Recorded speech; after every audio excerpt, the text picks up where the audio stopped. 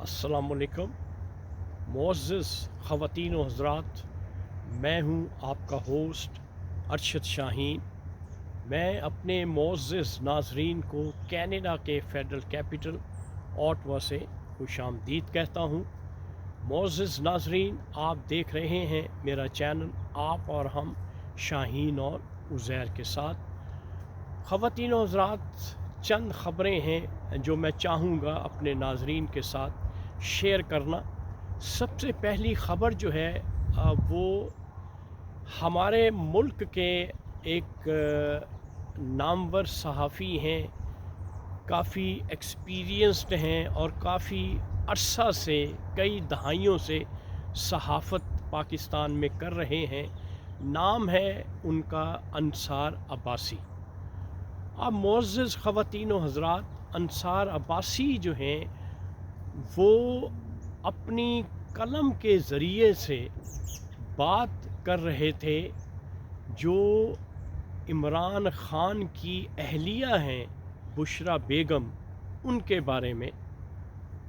वो ये बात अपने कॉलम में लिखते हैं कि आने वाले वक़्त में किसी वक़्त भी ये मुमकिनात में से है, ये एक्सपेक्टेड है कि बुशरा बेगम जो है वो गिरफ़्तार हो सकती हैं।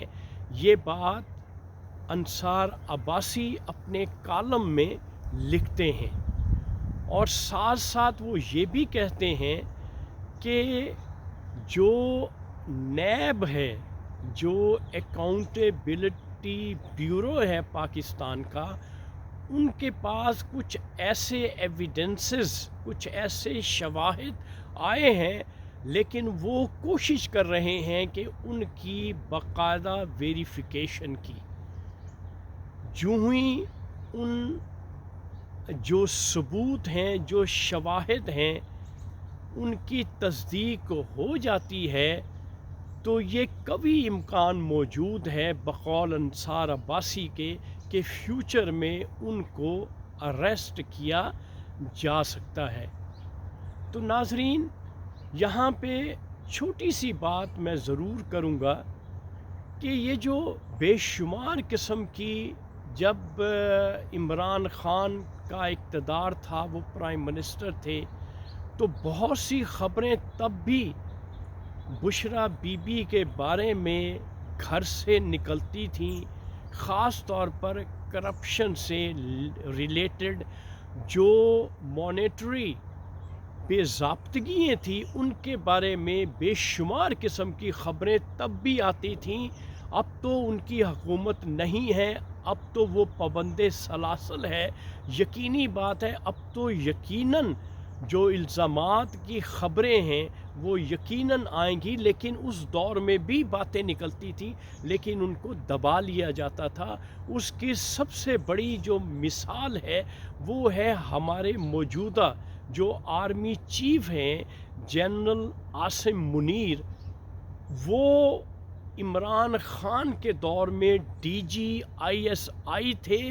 कहा यह जाता है कि उन्होंने इमरान ख़ान की जो अहलियाँ हैं और उससे रिलेटेड जो अफेयर्स थे, उनके बारे में कुछ रिटन प्रूफ फ़ाइल की सूरत में उस वक़्त के प्राइम मिनिस्टर इमरान ख़ान को पेश किए थे, जो कि इमरान ख़ान को और उनकी अहलिया को नागवार गुज़रे थे।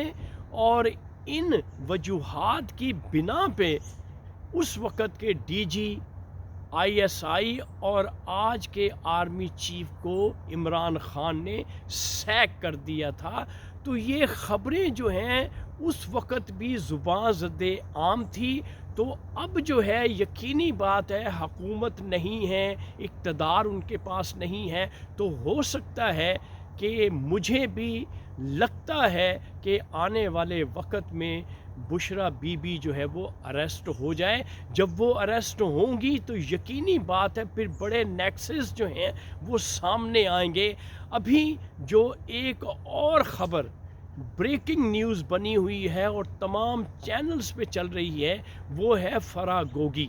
अब फ़राह गोगी जो है उसका नेक्सस भी बुशरा बीबी से ملتا ہے، اس کا تانا بانا، اس کا بانڈ جو ہے وہ بھی بشریٰ بی بی سے ملتا ہے، اور کہا یہ جاتا ہے کہ بشریٰ بی بی کی بیسٹ فرینڈ ہیں فرحہ گوگی اور اس کا ہسبینڈ احسن گجر۔ یہ سب مل کے ایک عجیب قسم کی انہوں نے پنجاب میں دھما چوکڑی مچائی ہوئی تھی، اور کرپشن کی بے شمار داستانیں تب بھی زباں زد عام تھی، اور اب کھل کے وہ باتیں سامنے آ رہی ہیں۔ تو لہٰذا میری ارباب اختیار سے یہ گزارش ہے، خواہ کرپٹ جو پاکستان کو لوٹ رہے ہیں ان کا تعلق کسی بھی جماعت سے ہے، خودارہ میری خاص طور پر اسٹیبلشمنٹ سے یہ گزارش ہے کہ ایسے لوگوں کو بے نقاب کر کے ان سے پیسہ نکلوایا جائے، اور ان سے پیسہ لے کے قومی خزانے میں ڈالا جائے، جو ہمیں اشد ضرورت ہے۔ ہمیں ان بندوں کو پکڑنے کی ماڑ دھاڑ کرنے کی ضرورت نہیں ہے، ہمارے ملک کو ضرورت ہے پیسے کی، تاکہ ہمارا ملک جو خزانہ جو انہوں نے خالی کیا ہے، انہوں نے لوٹا ہے، اس خزانے کو جو ہے وہ بھرا جائے، تاکہ ملک کی جو معیشت ہے وہ اپنے پاؤں پہ کھڑی ہو سکے۔ تو لہٰذا یہ میں زور دے کے پرزور طریقے سے یہ بات کہوں گا کہ ہمارے پاکستان میں میرے دوستوں، میرے پاکستانیوں، میں اکثر یہ بات کہتا ہوں کہ چھوٹے لوگ جو ہیں وہ پاکستان میں آگے آ گئے ہیں، اور جو پڑھے لکھے لائق لوگ تھے وہ پیچھے چلے گئے ہیں۔ ان کا بالکل پاکستان میں سروناش ہو چکا ہے، اور یہ چھوٹے چھوٹے لوگ جو ہیں، ہیرا پھیریاں کرنے والے فراڈی قسم کے لوگ، اور یہ ٹاؤٹ قسم کے لوگ جو ہیں، یہ حکومتوں میں بھی ہوتے ہیں، یہ بیوروکریسی میں بھی ہوتے ہیں، یہ ایوری ویئر آپ کو نظر آتے ہیں، اور یہی جو ہے وہ پیسہ بٹورتے ہیں، اور تمام لوگوں کو جو بڑے بڑے پولیٹیشنز ہوتے ہیں، بڑے بڑے آفیسرز ہوتے ہیں، ان کے لیے کام کرتے ہیں، اور خود بھی پیسہ بناتے ہیں، اور ان تمام لوگوں کو جو کہ بڑے بڑے عہدوں پہ فائز ہوتے ہیں، ان کو بھی مال بنا کے دیتے ہیں، جس کی وجہ سے یہ لوگ اوپر جا رہے ہیں، اور ہمارا ملک جو ہے وہ معاشی لحاظ سے نیچے جا رہا ہے۔ آخری خبر جو میں آپ کے ساتھ شیئر کرنا چاہتا ہوں وہ ہے اسد عمر کے بارے میں۔ ناظرین، مجھے یاد پڑتا ہے کہ اسد عمر جو ہے یہ ہمارے جنرل ہوا کرتے تھے۔ یہ بہت پرانی بات ہے، 1971 جب سقوط ڈھاکہ ہوا، تو تب جو ہے نا ان کے فادر جو ہے وہ میجر جنرل غلام عمر تھے۔ تو یہ جو اسد عمر ہیں، میجر جنرل غلام عمر کے صاحبزادے ہیں۔ یہ بات جو میں نے ان کے بارے میں کرنی ہے وہ کچھ یوں ہے کہ جب انہوں نے پی ٹی آئی جوائن کی تھی تو تب یہ بڑی اچھی پوسٹ پہ جو ہے یہ ایک پرائیویٹ کمپنی میں سی ای او تھے، اور اچھی خاصی ان کی پاکستانی روپیز میں سیلری تھی، لیکن انہوں نے، مجھے سمجھ نہیں آتی کہ اتنے پڑھے لکھے، اتنے لائق فائق ہونے کے باوجود یہ سیاست میں کیوں آ دھمکے۔ اب یہ اللہ ہی بہتر جانتا ہے کہ ذہن میں کیا تھا، یہ شہرت چاہتے تھے یا پیسہ بنانا چاہتے تھے؟ تو پیسہ تو آلریڈی، سیلری ان کی اتنی تھی کہ ان کو کوئی کرپشن کرنے کی ضرورت نہیں تھی۔ آج جو ہے وہ اسد عمر نے، کیوں کہ جب پی ٹی آئی کو سقوط ہوا، جب پی ٹی آئی کا ڈکلائن شروع ہوا، تو تب یہ جنرل سیکریٹری تھے، انہوں نے اس عہدے سے ریزائن کر دیا تھا، لیکن آج پتہ یہ چلا ہے کہ اسد عمر نے باقاعدہ طور پر پی ٹی آئی کی جو ممبرشپ ہے وہ بھی چھوڑ دی ہے۔ لہٰذا وہ کہتے ہیں کہ وہ پولیٹکس سے توبہ کرتے ہیں، اور مکمل طور پر انہوں نے پولیٹکس سے کنارہ کشی اختیار کر لی ہے۔